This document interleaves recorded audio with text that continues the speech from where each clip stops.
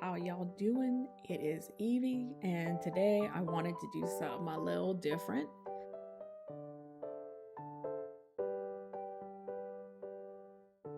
This summer, I have been dabbling with different hobbies in relation to my cerebral palsy, and I have been doing digital art tutorials on YouTube using my iPad. So I wanted to show the process of me doing this piece. I have been loving doing these tutorials because, as y'all may know, I have cerebral palsy, and one of the ways this comes out for me is my lack of fine motor skills. So my cozy hobbies, as I've come to know them as, this includes digital art, and yeah, I love it. I can practice my hand-eye coordination. I can practice implementing directions, and then I also gain the satisfaction of creating something from a blank canvas. So I will link the channel in the description. It's called Art with Flow. As with all of my CP stuff, this is just my lived experience of how I engage with my disability, and it's not indicative of everyone with cerebral palsy. As I like to say, if you've met one person with cerebral palsy or CP, you've just met one person with cerebral palsy. So our experiences are vast and varied, but I wanted to add my perspective as someone who is aging within the cerebral palsy community.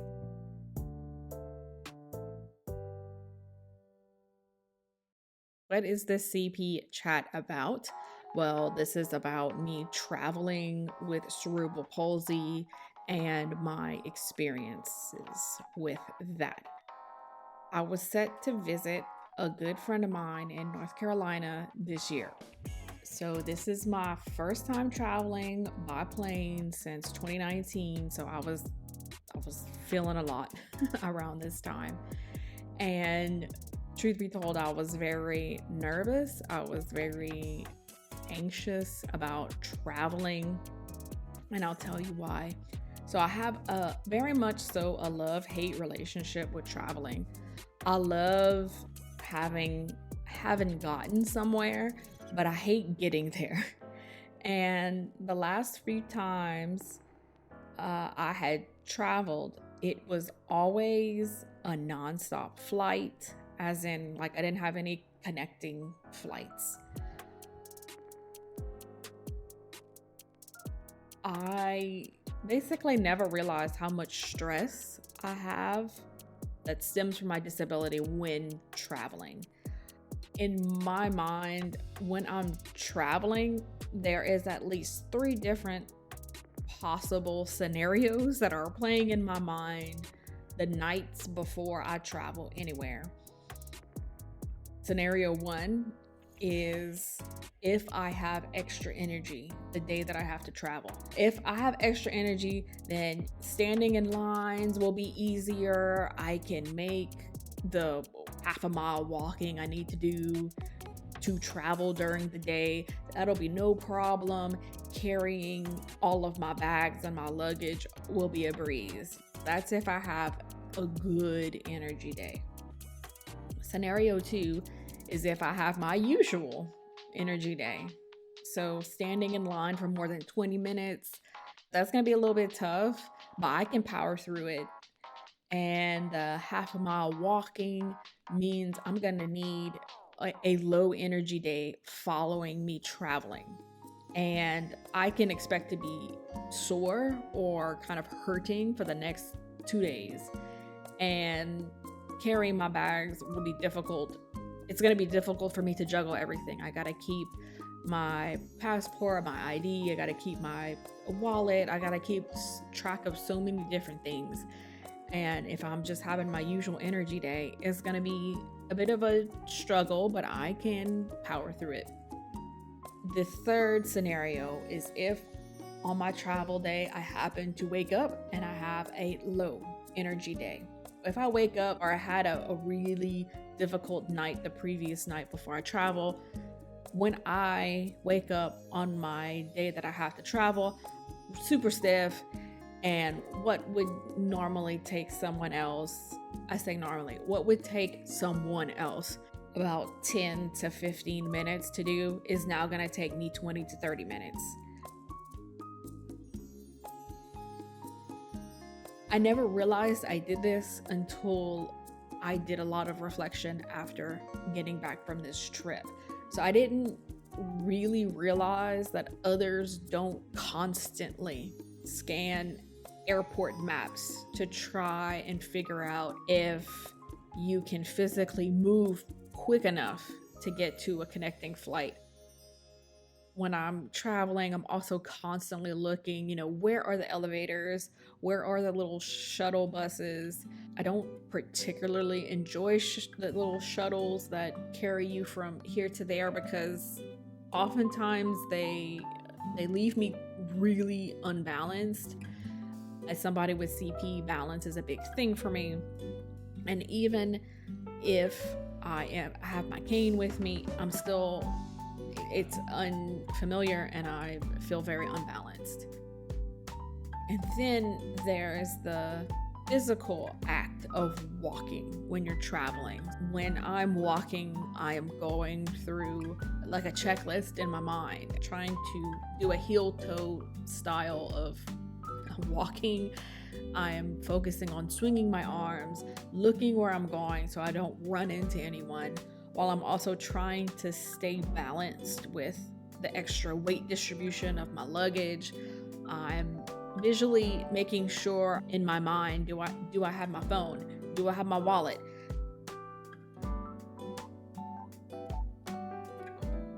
Basically, when I'm traveling, I did not realize that I do this, but I do. And it's to ask myself, do I have enough steps within me to do what I need to do to travel? I am referring to my energy levels in terms of like steps. Like, do I have enough steps in me to get something to eat? Do I have enough steps in me to get to my gate in time and get through security? All kind of things. When I first went to North Carolina, I did not have any accommodations. I did not have any accessible transport, nothing apart from my cane. The first thing I was not expecting was that I was not expecting my cane to be taken from me, like physically taken from me. So when I went through the security, they had to scan it. And the first airport security I was going through, they didn't really tell me they were going to do this. They just kind of, here, you need to give us this cane. And they just kind of took it from me. And I was not expecting that. And they provided me with a generic brown hooked cane that was for a much taller person. So if you don't know me, I'm like super short. I'm barely 5'1", and this cane was for a much taller person, so it threw off my center of gravity. I nearly tripped trying to get onto the scanner at this airport. Also, the other thing I wasn't expecting was that I wasn't expecting to be rushed as much as I was. I had to take out like food in my bag that had fallen to the bottom of my bag, and I had to take my shoes off, which is easier said than done when you got a cane and you got angry people behind you. And there really wasn't anywhere I could sit. I think there was one chair, but like nobody said like, please sit here, take your time. No, it was just, it felt very rushed. And to be perfectly clear, I'm not blaming anybody. I'm not gonna call out the airline or whatever. It's just, this was my experience, and this is just how I felt about it. I wasn't expecting that, and maybe I should have been expecting things to go a little bit differently.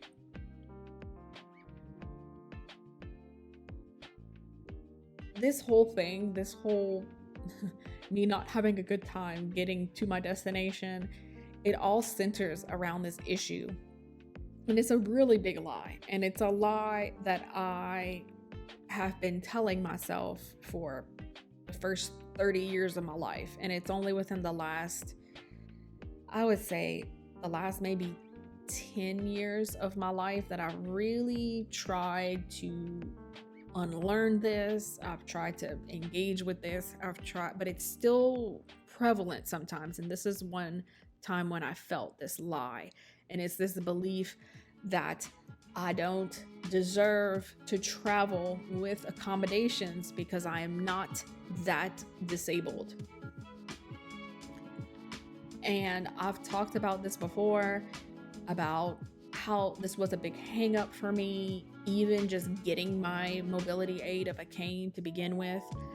I don't use my cane all the time, and I will link that video in the cards somewhere if you want to learn more about my cane and my cane use and everything. But basically, I've been getting this a little bit more recently, these compliments that people think that they're complimenting me, and it's not. And it's these saying stuff like, well, you don't look disabled, but you look so healthy, but you're so young, but you're basically fine. I kept being fed these lines and these lies as compliments. And this is not to call anybody out. This is to say that if you keep hearing these things, well, you don't look disabled, but you look fine. What had happened to me was that I internalized my own ableism, basically. I am sort of saying like, well, I don't deserve basic support because, oh, I'm not disabled enough. You know, what is enough? What ends up happening is I would get very frustrated and angry because people are telling me you look fine, but my body is giving me messages of something totally different. It's only become more prevalent as I'm getting older. My body definitely feels a lot older than my chronological age. And I did not have that sense of kindness to myself to say like, you know, this is the support that I need to live a fulfilling life. And instead, I would push myself too hard for too long. I would walk just a few more steps than I'm comfortable. I would stand for just a little bit longer than my body would have liked to. I would do it with a smile because I would just basically burn myself out physically. And I had been doing that since 15, 16 years old. I started doing that and I never stopped. And I still struggle with this idea. Like, I'm just going to push myself. I can do it. I can push myself.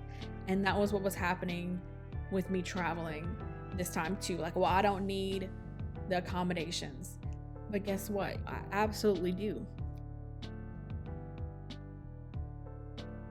My connecting gate was on the other side of the airport, and the airport is huge and very confusing. When I was still on the flight, my first flight, I plucked up the courage to ask the flight attendant, can I request a shuttle to bring me to my gate? I had done this before last time I had traveled, where they have like I say a shuttle. It's like a little, I don't know, like a golf cart looking thing, and they haul people and it's more than one person. I had asked her, can you have the shuttle me to my gate? And she said that she would call ahead and make arrangements. Unfortunately, nobody met me while I was at my connecting gate, but I requested a wheelchair when I got to my connecting gate. I was already starting to cramp up a lot, so I said, you know what? I am going to request a wheelchair, have some kind of wheelchair assistance to get me to my next gate. So when I requested it the second time, when I got to my gate, it finally came. They were unfortunately very understaffed, and I'm not going to comment on that or who the airline was or whatever, but they were basically, the person who came I think they were training in another part of the airport, but they came. They were very friendly, more than happy to wait until someone was free enough to meet me and take me to my gate. Emotionally, this is the first time I've ever requested a wheelchair, and using the airport wheelchairs made me feel very vulnerable, right? Because I don't have autonomy anymore. Someone else is pushing me, but at the same time, I needed it because there was no way I could have made my gate in time, because we were zipping through the airport and he was rushing.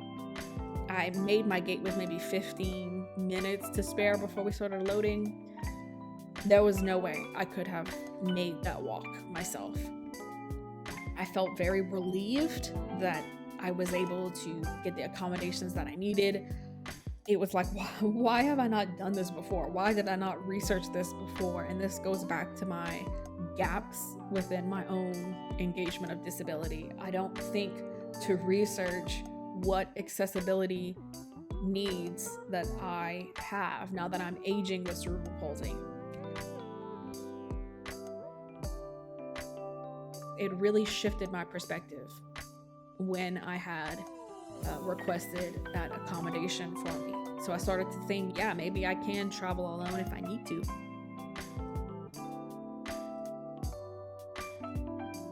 Okay, so I get to my friends and I had a wonderful trip. North Carolina is so gorgeous. Oh my goodness. Really had a good time. And that was very much a needed trip for me. And on the way home, traveling back, I actually called the airline this time and I requested wheelchair assistance to and from the gates. This process was so easy, and I just answered a few questions, and the app that I was using updated that day, and I was sent a confirmation email. Ideally, next time I travel, I will do all this before I even book the tickets or while I'm booking the tickets, but I didn't know. Just having that confirmation email and saying, yes, you're gonna have wheelchair assistance, I could sleep so much easier.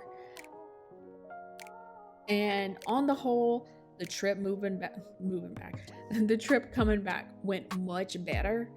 Going through security and everything this time with the wheelchair assistance on my ticket, it was like I wasn't rushed. I could take my time taking off my shoes. Not that I'm being specifically pokey, but I can go at the pace that I need to go at. The personnel there made sure to ask if I needed the restroom or I needed food. Just them asking me or taking me to get food or go to the bathroom, I'm able to conserve what little energy I have. I'm able to get food with enough time to get to my gate. And I did not realize how happy that made me. Like, y'all don't even know. It made me so happy just to be like, oh, this is how traveling can be not a nightmare. I did have a slight hiccup when I first arrived again to this connecting flight at a bigger airport, and I believe they were short-staffed. But all in all, it was a learning experience for me traveling with a disability as I am aging. I know intellectually that I only have one body and I need to treat it with care. But what does that care even look like? That's what prompted me to do this whole video. And for me, it looks like signing up for wheelchair assistance when I book my tickets. It looks like taking my time so I don't overburden my body and pay the price later. Because what's the point of traveling if I need to take 2 days to rest from the stress of traveling itself? I did get quizzical looks. People were looking at me when I was with the wheelchair, and that was a little bit vulnerable, but They can look all they want, they can question. I did hear some whispers of she's so young, kind of within earshot. But like I said, maybe they aren't used to seeing someone who appears younger with a disability. That's on them. I just need to do what I need to do to be able to enjoy actually getting to my destination, to actually enjoy living my life and not being so scared of, oh, well, I shouldn't travel or I shouldn't do things because what if I inconvenience other people with my cerebral palsy? But absolutely not. That was my experience of traveling and lessons learned of traveling with cerebral palsy. And if you have traveled with a disability, cerebral palsy or otherwise, please let me know what was your experience like, and if you can give me tips on how to make travel more feasible, more enjoyable, more, just better traveling with a disability or traveling disabled. Let me know down below because I am much more interested in this than I ever have been before. So please let me know. And thanks for listening. And if you have been watching me doing my little art tutorials, you really can see the places where I kind of got hung up or I was really trying to go over line after line. But in the end, I really enjoy how both of the pictures turned out. I have more, but if you would like to see other sort of cozy hobbies while I'm doing my CP chats, let me know too. And I will see y'all in the next one. Bye.